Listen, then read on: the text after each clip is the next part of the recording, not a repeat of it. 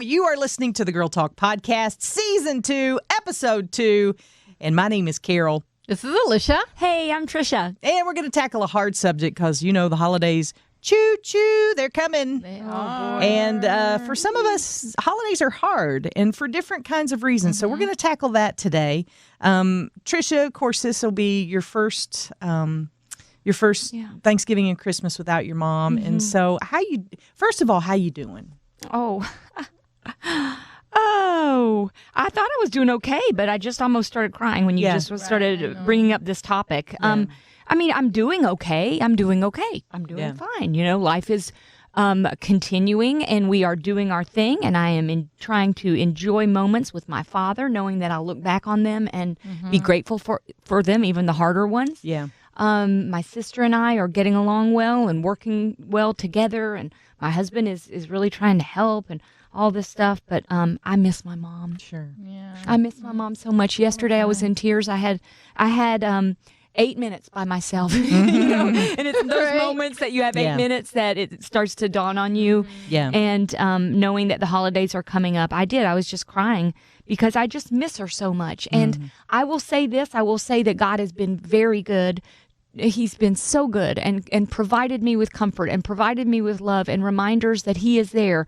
And when I would pick up the phone to call my mom and tell her something or share something with her, ask her advice or ask her to pray, I try to pray in those moments. Yeah. And instead of seeking her, I go to God. Well, I learned that in my support group, and it really has been very powerful. And the effect of it draws me closer to God. And it does. So there are good things. Yeah. But the holidays without my mom, how am I gonna go through that? I don't know. I really don't know. As we get ever closer, I start to dread being in the room, and it's like the elephant that nobody wants to talk about. Right. I'm really the only one. I'm like the loudmouth in my family that's like, is anybody else missing mom right now? Like, because I totally am. Yeah. And everybody else would rather talk about the turkey. Yeah. But I kind of push the subject because I need so much to just acknowledge the difficulty. And you know, I'll tell you this. This is interesting. One of those Facebook memories popped up the other day, and it was a picture of my mom and me. And I said,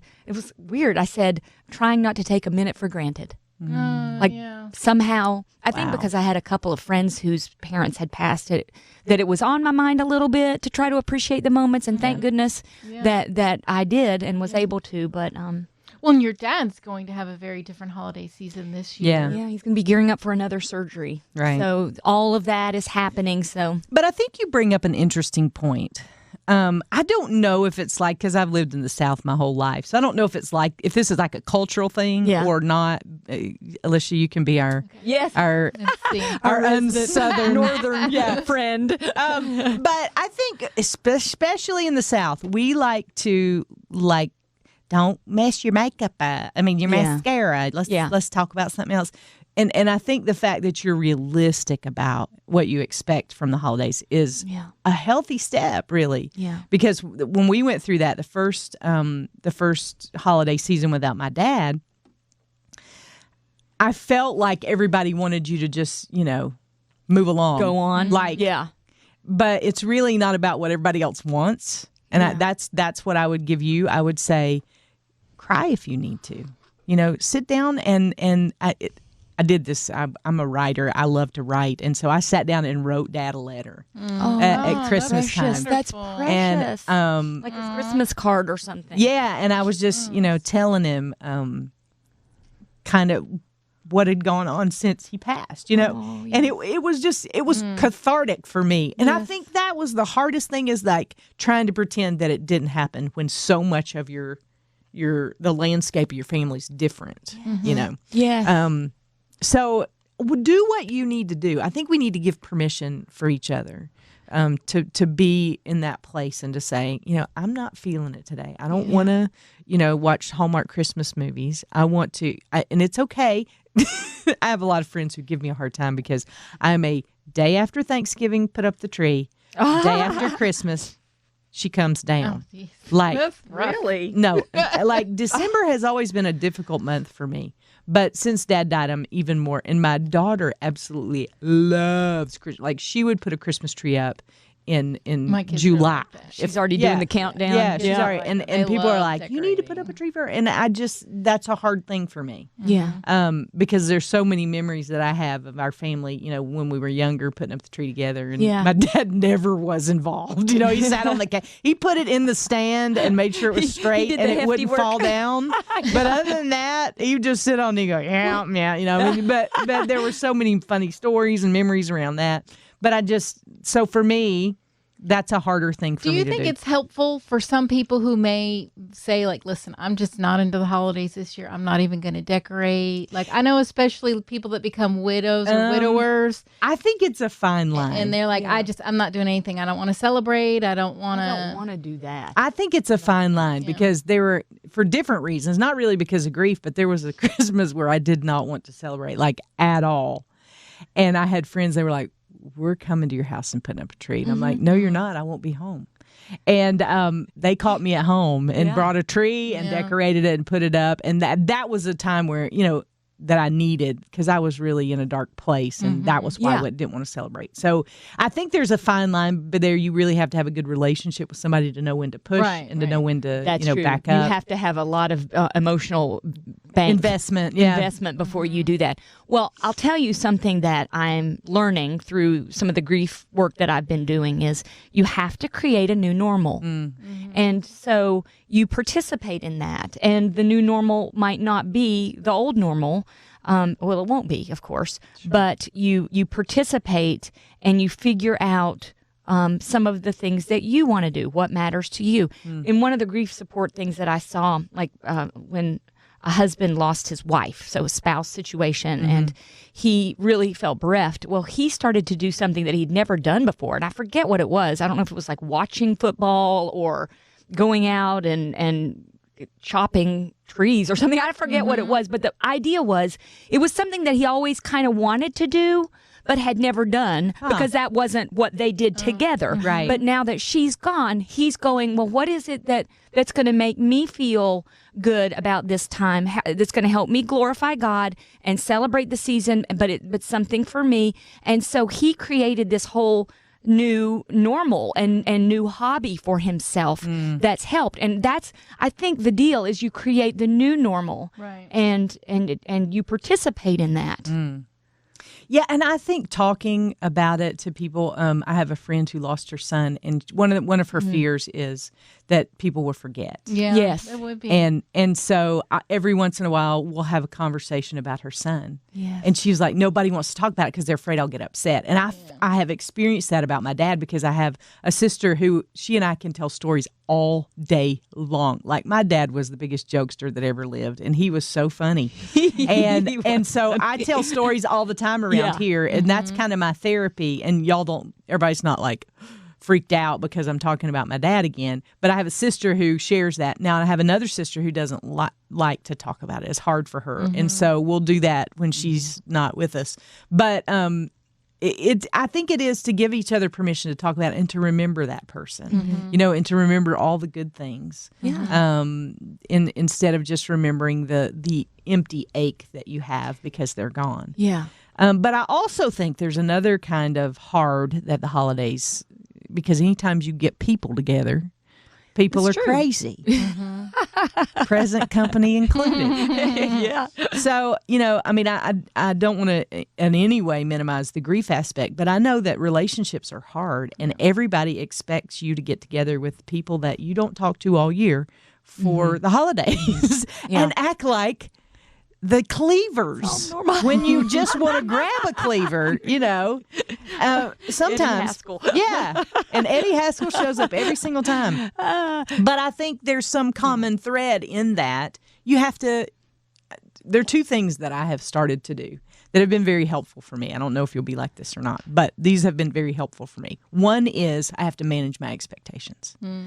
Going into it, I have to know either this is a difficult relationship or this is a hard time of year for me.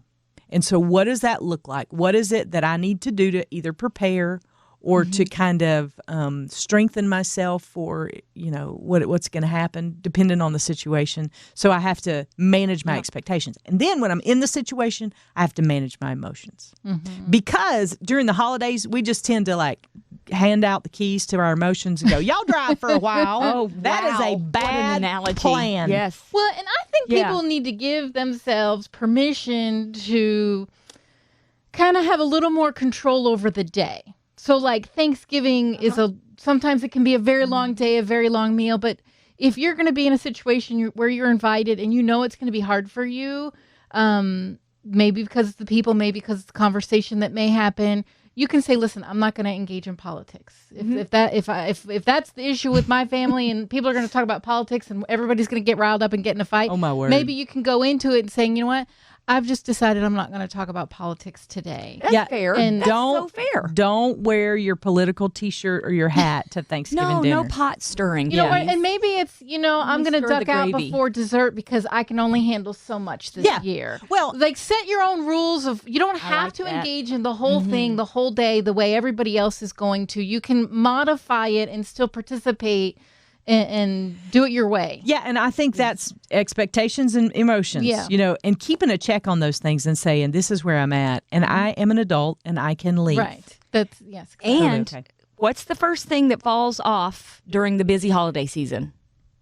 Taking care of yourself. Yes. Taking time for you, journaling, exercising, taking, eating good foods for yourself. The things that we typically do to manage our emotions and our expectations and our feelings in the moment, our stress level, we let that fall away because there's this party or that get together or this need. Let's all do work. a turkey trot. Turkey trot. We'll is like a good each idea. other a lot better Turkey at the trot. end of the turkey trot. Let's trot. Yes. Trot before the turkey. Seriously, though, do those self-care things. I'm going to. Oh, yes, I will definitely be trotting. Yeah, I don't think, because earlier on in my life, I didn't realize the value of the mental benefit of exercise. I just thought it was always a physical thing. Now that I realize the mental benefit of it, I'm like, I am hooked. But then, like, people around me start to say, "Don't you need to go for a run?" Like they see it in me, they're like, "You gonna get to go to the Y today?" Like time to trot, baby. And I know, it's time to trot. Time to shuffle's what I call it. But I think having those people around you too who can like see those triggers and say, and I would say too, set up a debrief. What do you mean by that? Yeah. I mean, if you have a close friend, Oh, yes. that you could say, "Hey, could we have coffee the day after Thanksgiving?" So you can let it all out. Oh my Get it goodness. all Maybe we out. can do that here. Well, the girl talk debrief. Yes, Yeah. And you can talk about what happened and how you're feeling and just kind of release all that, because here's what happens. If you don't do that, if you don't debrief after Thanksgiving, you carry it to Christmas. And all those same people going to show up. Every one of them. And I don't think there's a no sleigh Christmas trot or no. what. We You got to could wait start till New one. Year's. But The Santa saunter. yeah, there you go. But I think it's important to have somebody that you can debrief. It's maybe a spouse. It may be, somebody who's there. It may be a sister or whoever it is. It probably needs to be somebody who's not emotionally engaged in a situation. But find somebody to just say, "Hey, can we just sit down for a few minutes?" Because what I found is that actually what I was feeling, once I say it, I'm like, the feeling loses its power. Like, Yeah. It disperses. It's like I was like frustrated about that, and now that I've said it, it doesn't even make any sense, and it's silly, and okay, I can put that in its place. It's not like I need a counselor to sit down with me and say, "You need to, sit down on my couch, and I'm going to get a yellow legal pad and write down your problems." But it does help me to be able to talk through things. I know what I need to do usually, but just saying it out loud helps me kind of process through it. So I've got another. I know several people who are lonely at the holidays. Yeah. Their like I live far away from my family, and we don't get together for every holiday. It's very rare that I actually get to be with them at the holidays. But I have my own immediate family that I always can rely on. But I know some people whose kids are grown and they're not going to see any of them, or a widow or Military. military families. What can we share with them to encourage them during? I mean, that's super hard for them to be alone. Yeah. Well, it is hard. I'd say pull an extra chair up to the table and have them come on, I mean, I think life looks different for everybody, but if you're plugged into a community and you know of some, I know of people who the communities I believe. When I was in college, a lot of kids didn't go home for, depending on where they live, they didn't go home for Thanksgiving. So there was this one couple every year.